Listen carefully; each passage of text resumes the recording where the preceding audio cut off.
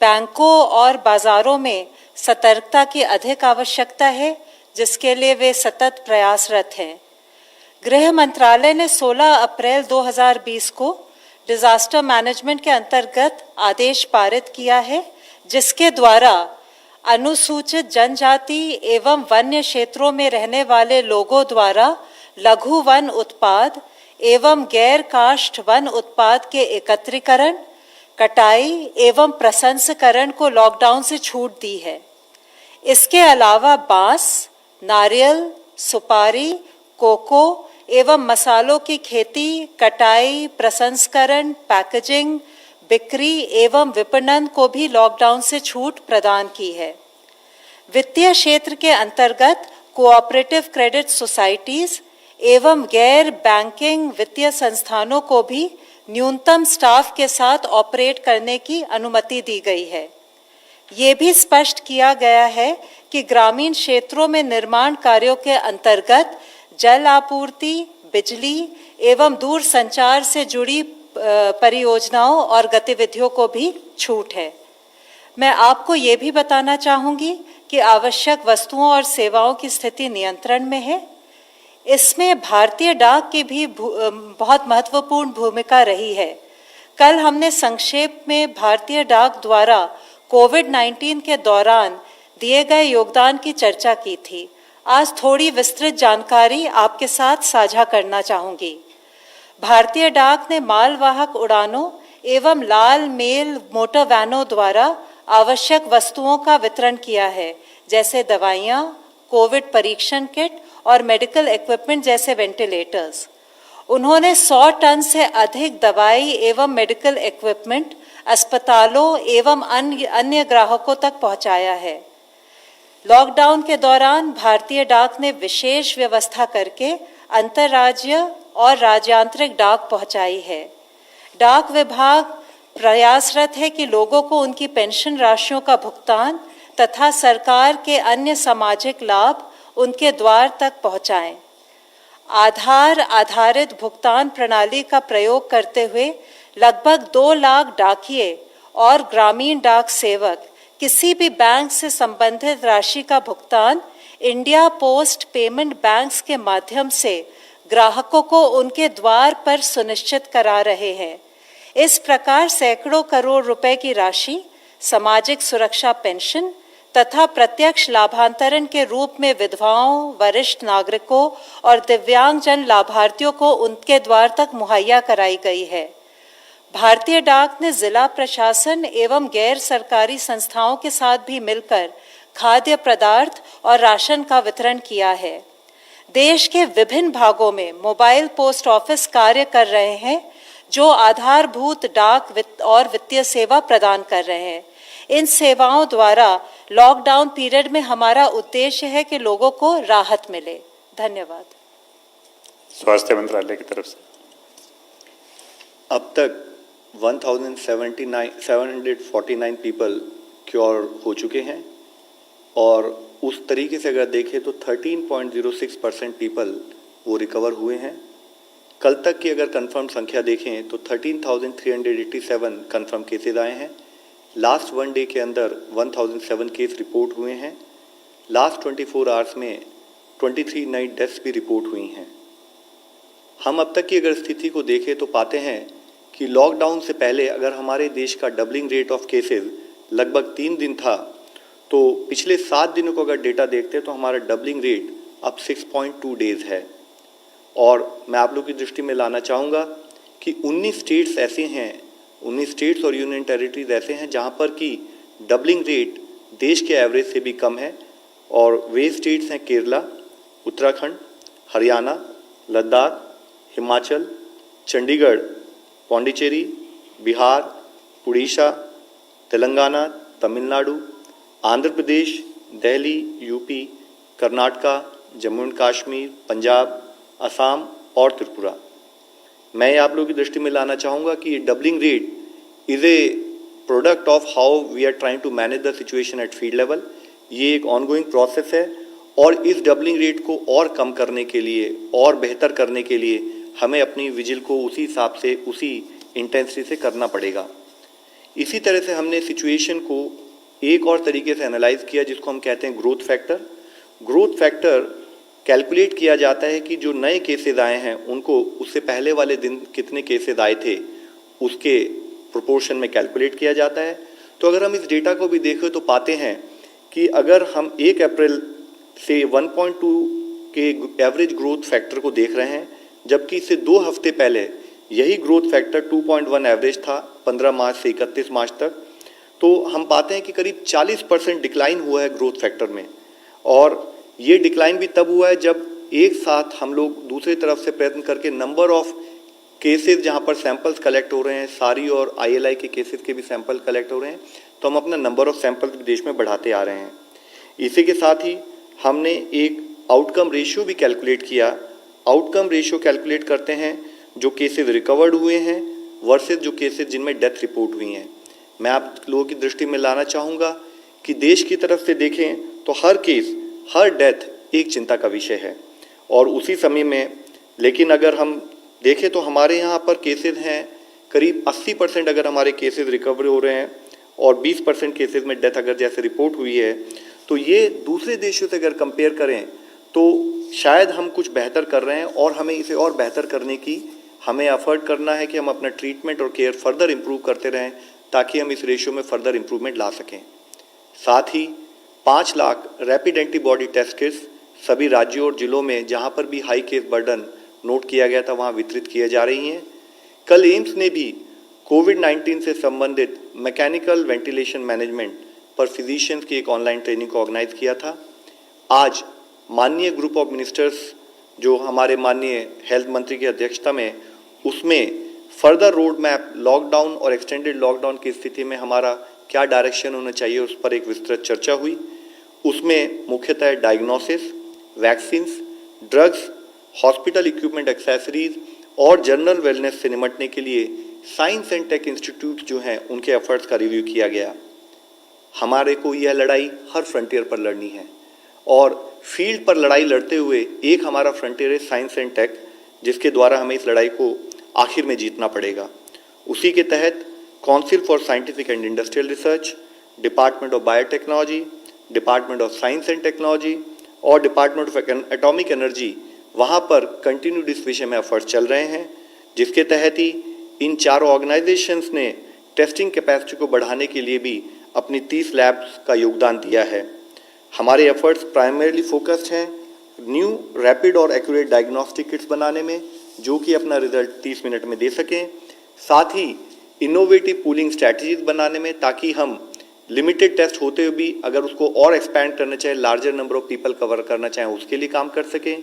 इसके साथ ही indigenous synthesis जो क्रिटिकल कंपोनेंट्स हैं हमारे को डोमेस्टिकेट प्रोडक्शन के लिए, उसको हम कैसे बढ़ाएं, उस पर एफर्ट्स हो रहे हैं। साथ ही वायरल सीक्वेंसिंग, जिसके द्वारा हम एपिडेमियोलॉजी और पोटेंशियली इंपॉर्टेंट म्यूटेशंस को आइडेंटिफाई कर सकें, उस पर काम चल रहा है। इसके साथ ही वैक्सीन डेवलपमेंट की दिशा में inactivated virus, antibodies to major antigens, monoclonals और RNA बेस्ड वैक्सीन पर भी काम किया जा रहा है।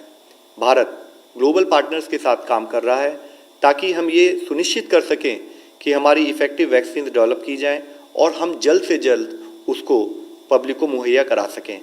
यह एक टाइम कंज्यूमिंग एफर्ट्स है, लेकिन हमारे सारे एक्शंस इस पर फोकस्ड हैं कि कैसे हम इस प्रोसेस को स्पीड अप करें। इसी के तहत रिकॉम्बिनेंट BCG और माइकोबैक्टीरियम इंडिका स्ट्रेन जैसे इम्यून बूस्टिंग वैक्सीन पर भी काम हो रहा है। कॉन्वलेसेंट प्लाज्मा थेरेपी पर भी कुछ साइट्स पर काम चल रहा है। DBT ने इसके साथ ही लार्ज स्केल एफर्ट्स लिए हैं कि कैसे ह्यूमन मोनोक्लोनल एंटीबॉडीज फॉर कोविड-19 पर काम करें। इसके साथ ही एक और विषय बहुत मुख्य है, वह है कि हम इफेक्टिव ड्रग्स पर भी कुछ काम करें। हमारे सामने वर्तमान में कई पोटेंशियल ड्रग्स हैं, जिसमें से कोई भी अभी फुली प्रूवन नहीं है और उनमें से कोई भी अगर इंडिया में नहीं बनती है तो उस पर भी हमें एफर्ट करने की ज़रूरत है।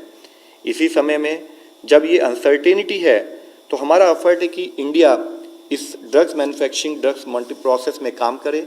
एक मल्टी प्रोंग रणनीति के तहत हम काम कर रहे हैं, जिसमें कि इम्यून सिस्टम को बूस्ट करने में भारत की जो ट्रेडिशनल नॉलेज है उसका भी ध्यान रखा जा रहा है। Bharat already World Health Organization के साथ सॉलिडिटी ट्रायल में एक पार्टिसिपेंट है, जिसके माध्यम से हम डिफरेंट ड्रग थेरेपीज की इफेक्टिवनेस को डिटरमिन कर रहे हैं। Scientific task force existing drugs को री-इवैल्यूएट कर रही हैं ताकि उनको ज़रूरत पड़े तो कोविड-19 के लिए रीपर्पस किया जा सके। एंटीवायरल ड्रग्स ने जो कुछ स्टडीज़ में अब्रॉड में हमें इनिशियल प्रॉमिस दिखाया है, CSR की लैब के द्वारा इन ड्रग्स पर भी काम चल रहा है, जिसमें कि मुख्यतः उमिफेनोफिर और फेविपिराविर ड्रग जो हैं उनके इंडिजिनस सिंथेसिस के लिए भी हम कार्य कर रहे हैं। फाइटोफार्मास्यूटिकल्स और ट्रेडिशनल मेडिसिन सिस्टम्स को भी हम एक्सप्लोर कर रहे हैं। साथ ही हमारा एक मेजर एफर्ट है कि जब हम ये एक्सरसाइज कर रहे हैं तो जो हमारे अप्रूवल सिस्टम्स हैं between Ministry of Health and Research Organization, हम उनको भी त्वरित गति से करें ताकि हम जल्दी से जल्दी जो भी हमारी रिसर्च हो उसको पब्लिक तक ले जा सकें। इसके साथ ही personal protective equipment, oxygen concentrators, ventilators और ऐसी एंसिलेटरी सपोर्ट डिवाइसेस पर भी CSIR की engineering labs, Shri Chitra institute द्वारा इंडिजिनस डिज़ाइंस बनाए जा रहे हैं। एक मैन्युफैक्चरिंग फैसिलिटीज़ को आंध्रा मेडटेक जोन में डिपार्टमेंट ऑफ बायोटेक्नोलॉजी ने ऑलरेडी सपोर्ट किया है। RT-PCR किट्स का इंडिजिनस मैन्युफैक्चरर्स पर काम हो रहा है और हम उस स्थिति में होंगे कि इंडिजिनसली इसमें 10 लाख किट पर मंथ मई में बनाई जा सकें। साथ ही रैपिड एंटीबॉडी डिटेक्शन किट्स पर भी हम काम कर रहे हैं और मई तक हम लोग 10 lakh rapid indigenous kits detection kit बना पाएंगे। वेंटिलेटर मैन्युफैक्चरिंग के लिए भी हमारी कैपेसिटी हमारे साइंटिफिक इंस्टीट्यूट्स में 6000 वेंटिलेटर पर मंथ की कैपेसिटी क्रिएट की गई है। इस तरीके से डायग्नोस्टिक्स हों, थेरेप्यूटिक्स हों या वैक्सीन्स हों, इसमें नेसेसरी एफर्ट पर वॉर फुटिंग से मॉनिटर किया जा रहा है। कल स्वास्थ्य मंत्रालय की तरफ से स्टेट्स के साथ वीडियो कॉन्फ्रेंस करते हुए हमने स्टेट्स को कुछ फोरकास्टिंग टूल्स भी शेयर किए हैं, जिसके द्वारा स्टेट और डिस्ट्रिक्ट लेवल पर उनका जो प्रिपरेटरी एक्सरसाइज है in terms of Covid dedicated hospital, in terms of Covid dedicated care centres, उसकी वह एनालिसिस करके पा सकते हैं कि वह सफिशिएंट है या नहीं, और अगर नहीं है तो उनको किस डायरेक्शन में एफर्ट करना चाहिए based on the expected case load. इसी तरीके से डेडिकेटेड कोविड हॉस्पिटल्स और डेडिकेटेड कोविड हेल्थ सेंटर्स देश में दिन प्रतिदिन इस पर हम काम कर रहे हैं, जिसके तहत 1919 कोविड डेडिकेटेड हॉस्पिटल्स और कोविड हेल्थ सेंटर्स बनाए जा चुके हैं। टोटल ऑफ अगर उसमें देखें तो 1,73,000 आइसोलेशन बेड्स और 21,800 ICU बेड्स में उसके द्वारा तैयार किए जा चुके हैं। यह मैं आप लोगों की दृष्टि में इसलिए लाना चाहता हूं कि हर तरीके से एफर्ट चल रहा है कि अगर केसेस आएँ देश हर तरीके से उससे निपटने के लिए तैयार रहे। इसी के तहत हर स्टेट में, हर डिस्ट्रिक्ट में एफर्ट चल रहे हैं। इन जब चारों तरफ देश में एफर्ट चल रहे हैं तो उस समय में किसी एक पर्टिकुलर स्टेट में कोई पॉजिटिव एफर्ट मैं आप लोगों की दृष्टि में लाना चाहूँगा।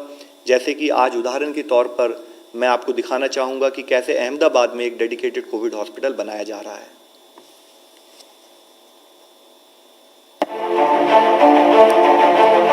गुजरात के अहमदाबाद का सिविल अस्पताल। कोविड-19 की महामारी के बीच अहमदाबाद का ये सिविल अस्पताल कोरोना संक्रमित मरीजों के लिए वरदान साबित हो रहा है। अपनी उन्नत सुविधाएं और तकनीकी विशेषताओं के साथ इसे सिर्फ 5 दिनों में ही कोविड डेडिकेटेड हॉस्पिटल में तब्दील किया गया है।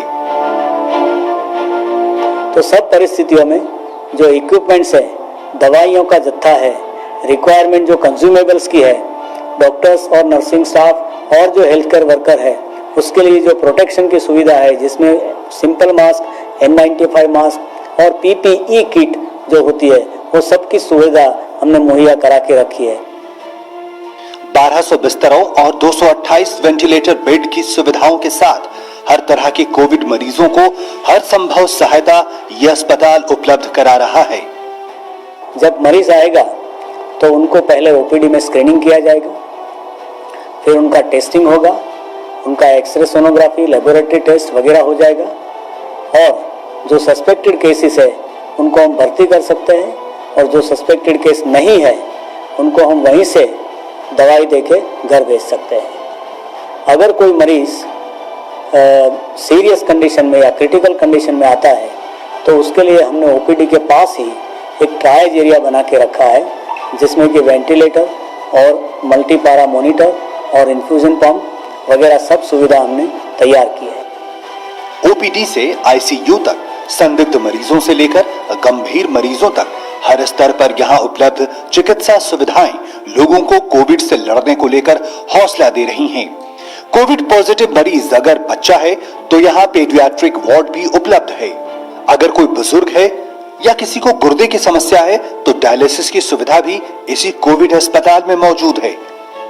पेशेंट की कंडीशन जैसे कि वो स्टेबल पेशेंट है या क्रिटिकल पेशेंट है उस हिसाब से, और दूसरी बात कि उसको डायबिटीज, हाइपरटेंशन या कोई हाई रिस्क बीमारी जैसे हार्ट की बीमारी या किडनी की बीमारी है तो उस तरह से उनको अलग प्रकार की सुविधा और ट्रीटमेंट सबकी जरूरत होती है, उसके हिसाब से रखते हैं।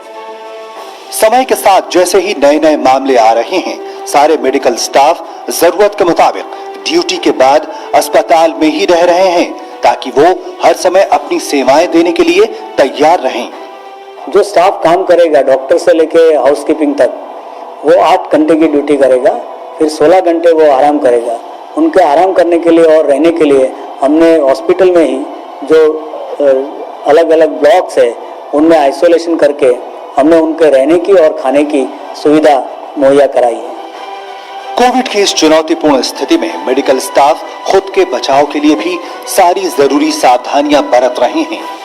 इस अस्पताल के अलावा गुजरात सरकार राज्य के सभी शहरों में बने इसी तरह के कोविड अस्पताल के जरिए न सिर्फ कोविड-19 संक्रमण का परीक्षण कर रही है बल्कि गुजरात में इस महामारी पर लगाम भी लगा रही है।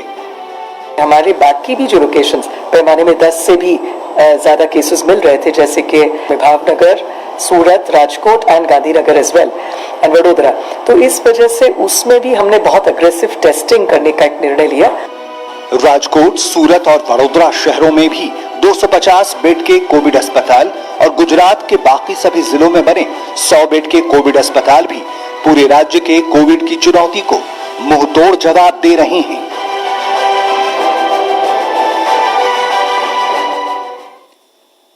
आज ज़रूरत है कि हम अपना फोकस कंटेनमेंट स्ट्रैटेजीज पर फील्ड में बनाएं, साथ ही सोशल डिस्टेंसिंग को एक बिहेवियरल प्रोसेस के रूप में अपनी लाइफ में इन्वॉल्व करें।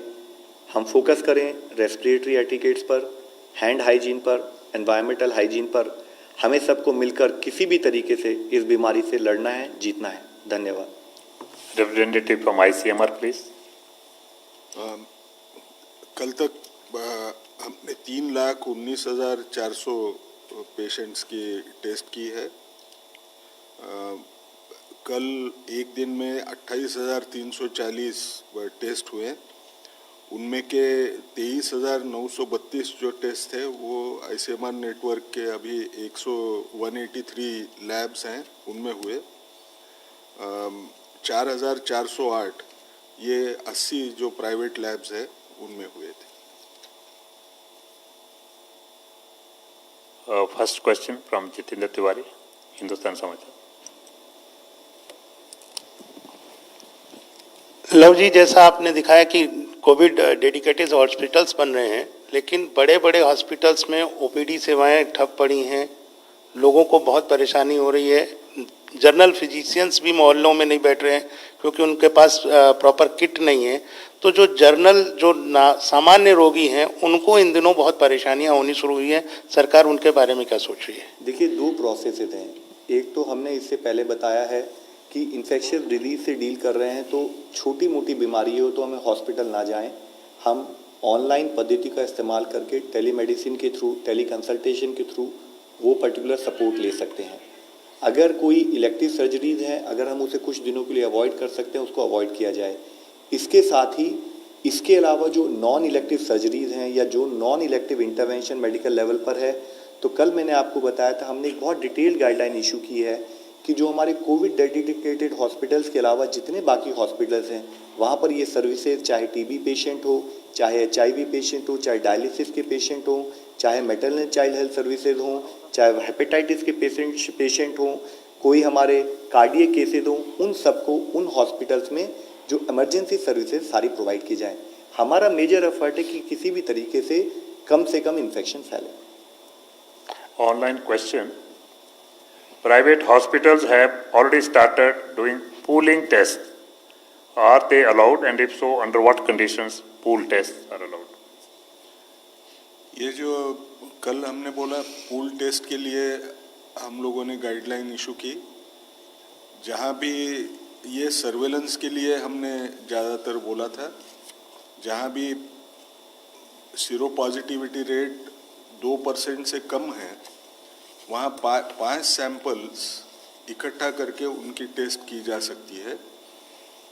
तो हमको कम टेस्ट करके हमको ये पता चलेगा कि ये इन्फेक्शन जो है कैसे बढ़ रहा है। अब ये प्राइवेट हॉस्पिटल की जो बात कर रहे हैं इसमें इंडिविजुअल के डायग्नोसिस के लिए कर रहे हैं, यानी जहाँ भी कोई मरीज आते हैं, 5 मरीज एक साथ आए हैं तो 5 लोगों का टेस्ट, उनका सैंपल मिक्स करके 5 लोगों की टेस्ट की जा रही है। वो टेस्ट जब पॉजिटिव आती है, अगर समझ लीजिए वो पॉजिटिव आई तो वो पॉजिटिव टेस्ट के हर सैंपल की फिर एक बार टेस्ट करना पड़ता है। और अगर समझो वो टेस्ट निगेटिव आई तो 5 की 5 निगेटिव करके हमको बोलना पड़ता है। अब इसमें सिर्फ ये इंडिविजुअल डायग्नोसिस के लिए हमने इसलिए नहीं बोला था कि इंडिविजुअल डायग्नोसिस अगर पूलिंग करके करें तो उसके कीमत जो चार्ज की जा रही है उस पर असर पड़ेगा। समझ लीजिए 5 की टेस्ट की तो अब सबको मैं उतना ही कॉस्ट नहीं दे सकता हूँ, उसके बारे में शायद प्राइवेट हॉस्पिटल सोचे। Vantika Ghosh, Indian Express. So you just showed us the Ahmedabad COVID hospital. Earlier you had shown us the Agra model. We are hearing a lot about how Kerala has not just flattened the curve, but it's actually bent it. Can you tell us what Kerala is doing right? Ma'am, actually the major effort is not only Kerala, across the country, and when I am showing you some success stories of some parts of the country, I am sure Kerala is also one of them. And I had actually planned out, I was discussing that maybe over a period of time we show you Kerala also. So what Kerala has primarily also focused is, as part of our containment strategy, how to actually delineate the area, how to do effective contact tracing, ensure proper quarantine processes put in place, clinical management of all the cases, and in turn this is what is actually leading to a good success at the field level. So it is important for us, through you, what we are trying to actually request is that lot of efforts are being done at field level across the states, across the country, and through those efforts we also want to motivate others across the country so that collectively we can take this battle. Another online question. Does anyone know if people brought dead from respiratory illness are being tested for COVID? Sir, जैसे भी कोई एक patient अगर respiratory illness का hospital में आता है तो एज पार्ट ऑफ आर सारी एंड ILI हमारा प्रोटोकॉल कहता है कि अगर हमें लगता है तो हम उसका इमीडिएटली टेस्ट लेते हैं। आई थिंक तो टू दैट एक्सटेंट हम टेस्टिंग करते हैं और उसके रिक्वायर्ड टेस्टिंग प्रोटोकॉल के हिसाब से उस पर एक्शन होता है। कोविड अगर पॉजिटिव होता है तो उसके हिसाब से ट्रीटमेंट होता है। Mr. Sahil, ANI. So good afternoon, I'm Sahil Pandey from ANI. My question is for ICMR. Sir, a government institute, Gujarat Biotechnology Research Center, has found mutation of COVID virus, that is 3 viruses with different sequencing. Sir, what is your take on it? And if it's happening, do you think it can impact the drug trial and vaccine development? And second is for Love, sir. Sir, you spoke about the BCG vaccine. So how is it being used for the healthcare worker or those who are positive? So sir, I think since it is more technical, I would request my colleagues from ICMR to explain both the questions to you, please. दूसरा फिर एक बार बोलना पड़ेगा क्योंकि मैं sir का नाम लिया तो मैं सुनना बंद कर दिया। ये ऑनेस्ट बोल रहा हूँ। अभी जो पहला जो सवाल था आपका कि गुजरात बायोटेक या व्हाटएवर नेम यू टू, उन्होंने सीक्वेंसिंग किया है, होल जीनोम सीक्वेंसिंग हुआ है। होल जीनोम सीक्वेंसिंग ये पहला जीनोम सीक्वेंसिंग नहीं है, ये काफ़ी जीनोम सीक्वेंसिंग हुए हैं ये वायरस के। एक बार शायद मैंने पहले किसी सवाल का जवाब देते वक्त आपको बताया था, हमारे देश में आपको मालूम है ये विषाणु जो है अलग अलग देश में रहने वाले लोग अलग अलग विषाणु लेके आने का चांस होगा। जैसे चाइना से पहले आए तो हमारे यहाँ जो विषाणु आए वो वुहान के नज़दीक वाले थे, यानी उनका अगर सीक्वेंस देखा तो वो वुहान में जैसे सीक्वेंसेस आते हैं उनमें का दिखाई दे रहा था। उसके बाद में हमारे यहाँ इटली से आए, उसके बाद ईरान से आए थे। ईरान वाले जो सीक्वेंसेस थे उसमें भी थोड़ा चाइनीज़ सीक्वेंसेस, जो चाइना के जहाँ सीक्वेंसेस दिख रहे थे उनकी एक किस्म की झांकी ऐसे बोलिए उसमें ज़्यादा पाई जा रही थी। इटली वाले जो आए वो पूरा यूरोप और यूएस ये सारे लोगों के थोड़े थोड़े वायरसेस हमको दिखाई दिए। इसका मुख्य कारण यूरोप में एक तो ट्रैवलिंग ज़्यादा है और वो आपस अपने अपने आजू बाजू के देशों में भी बगैर वीसा के जा सकते हैं। तो जहाँ जो भी विषाणु रिपोर्ट हुआ है वहाँ से भी विषाणु वो लेके आए वाले हमारे यहाँ दिखे। अब इसका मायना क्या हुआ, अपने देश में अलग अलग पोट जाति के विषाणु अभी भी है। अब सही सवाल क्या खड़ा होता है, मेरे यहाँ की प्रीडोमिनेंट क्वासी स्पीसीज कौन सी होगी? ये तो कुछ टाइम के बाद में पता चलेगा कि ये हमारे यहाँ प्रीडोमिनेंट स्पीसीज कौन सी हो रही है, और वो क्वासी स्पीसीज जो तैयार हो जाएगी, जो ज़्यादातर लोगों में हमें पाई जाएगी, उसका असर किसके ऊपर पड़ेगा? दवा के ऊपर असर पड़ेगा क्या? दवा के ऊपर असर पड़ना गलत होगा कहना, क्योंकि ये विषाणु जब पैदा करता है बच्चे तो वही एंजाइम्स इस्तेमाल करता है। वो या मैं टाइप ए का रहूं या टाइप बी का रहूं या टाइप सी का रहूं, तो दवा अगर निकलती है दवा के असर पे कुछ फर्क नहीं पड़ेगा कि कोई भी सब टाइप आई तो।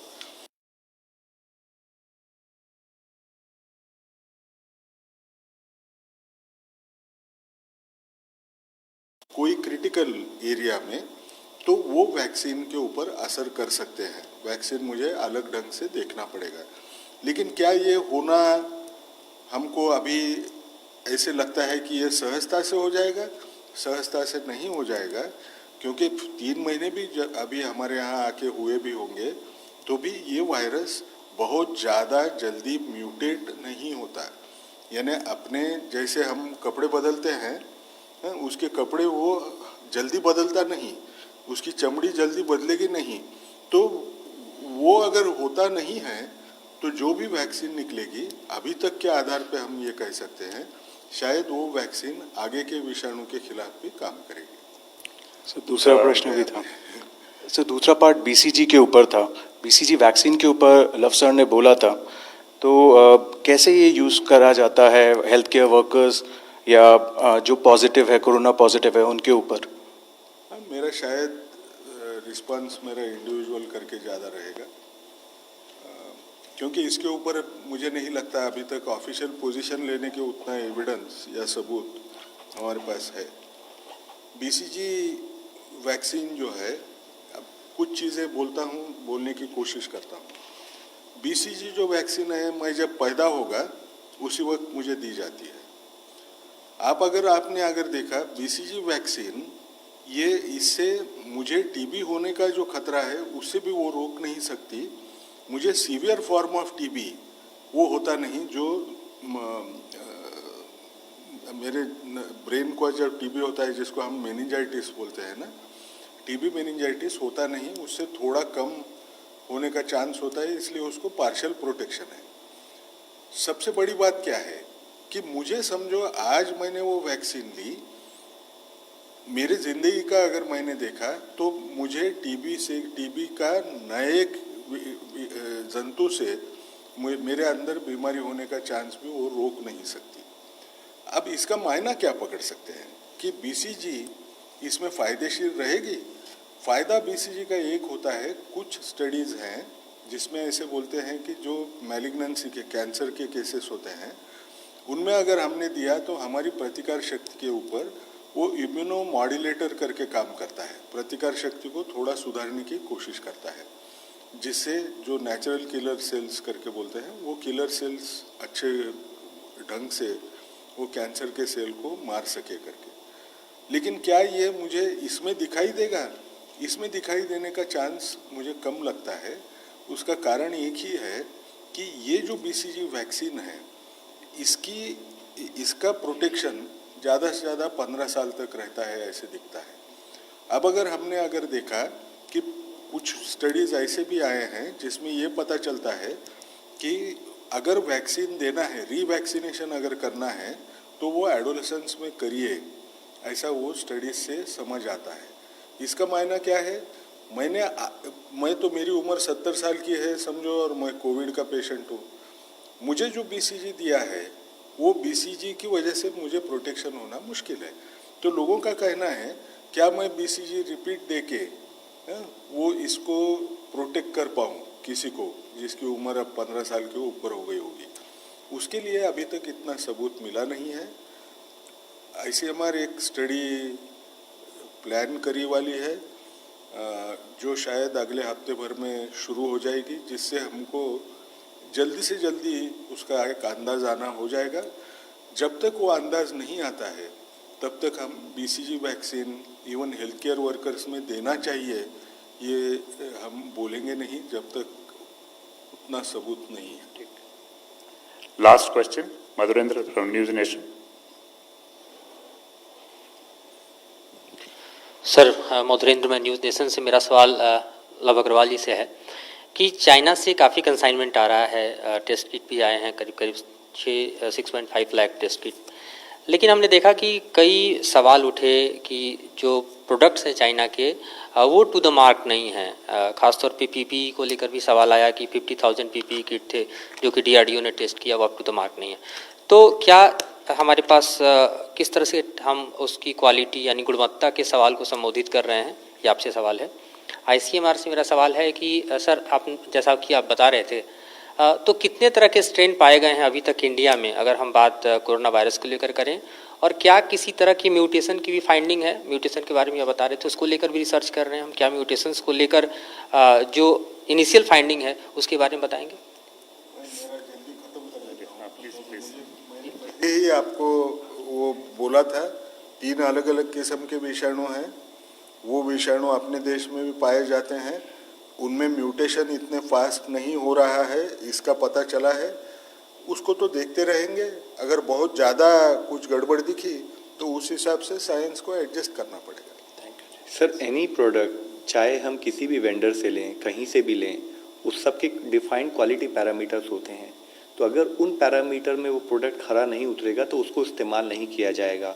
और इसी के तहत आप ये समझ के चलिए कि कहीं पर भी किसी भी जगह पर कोई भी प्रोडक्ट, चाहे वो लोकल हो चाहे इम्पोर्टेड हो, उसके क्वालिटी पैरामीटर्स को चेक करके ही हम फील्ड में यूज़ करेंगे। Thank you, friends. Thank you very much.